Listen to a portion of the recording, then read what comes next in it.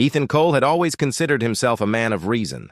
At 35, he had a good job in advertising, a penthouse in downtown Chicago, and a fiancée who loved him. On paper, he was the kind of man people envied. But behind closed doors, something haunted him. He didn't sleep well.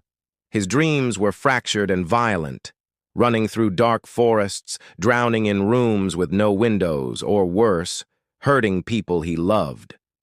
He'd wake up breathless, palms sweaty, unable to shake the feeling that something inside him was broken. At work, he was known for his sudden temper. He'd explode in meetings, then apologize like nothing had happened. In private, he drank more than he should, blamed his childhood, blamed the world, but never himself. One rainy Thursday, after a fight with his fiancée over something small, her forgetting to buy oat milk, Ethan found himself alone in his car, parked outside a bookstore. He didn't remember driving there.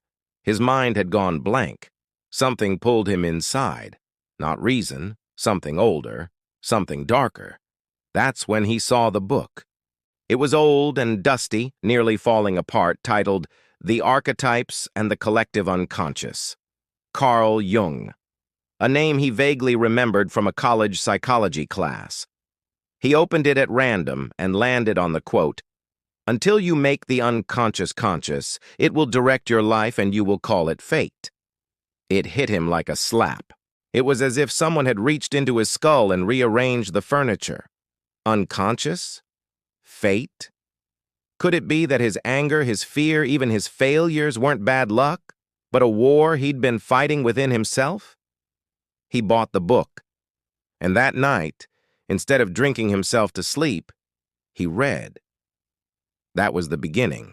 In the weeks that followed, Ethan began to see his world differently. He learned about the shadow self, the repressed parts of the psyche we bury, the things we don't want to admit to ourselves: rage, envy, cowardice, lust, hatred. Carl Jung said the shadow isn't evil. It's just unconscious. But when ignored, it grows teeth. Ethan started therapy for the first time in his life. Not the fix-me-in-6 sessions type, but deep work, and it was brutal. He began tracing the outlines of his own shadow, the jealousy he felt when others succeeded, the fury when someone questioned his worth, the cold detachment he learned from his absent father. He remembered being 10 years old, crying at his mom's funeral, only to have his uncle tell him, "Be a man." So he buried the pain. And in its place grew a mask. The successful, confident Ethan. But beneath that mask was a scared, angry boy, his shadow. The changes were subtle at first. He no longer snapped at his coworkers. He noticed when his anxiety spiked and didn't shove it down with alcohol. He began journaling, meditating, digging, but the real test came unexpectedly. It was a company pitch, a big one. His team had worked for weeks, but during the final meeting, his junior partner, Alex, a fresh grad, accidentally overwrote the final slide deck with an older version. The entire presentation was a mess. Everyone turned to Ethan. He could feel the old fire rising, the urge to scream, blame, destroy. But instead, he paused. He felt the heat in his chest, acknowledged it. Then he looked at Alex and said, "Mistakes happen. Let's fix it." His team stared at him in shock. Later, alone in his office, he smiled. It wasn't just a win over anger. It was a reunion with the part of himself he'd spent years avoiding. The shadow was no longer hunting him. They were learning to coexist. Months passed.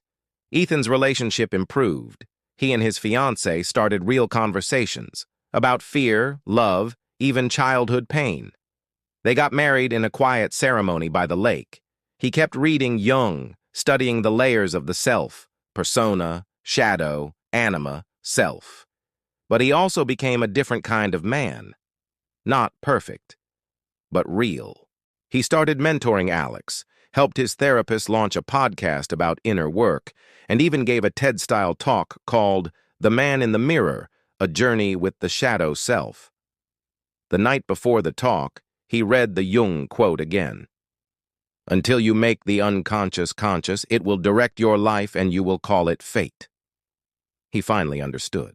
All those years he'd felt like a victim of bad luck, of toxic people, of random misfortune. It wasn't fate. It was unconscious sabotage, self-directed, shadow-born.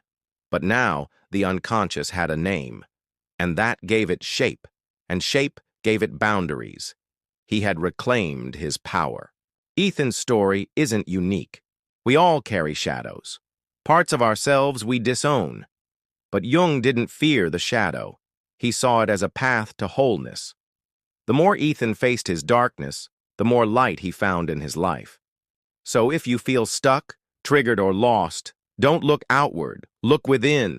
There might be a shadow waiting, not to ruin you, but to be seen,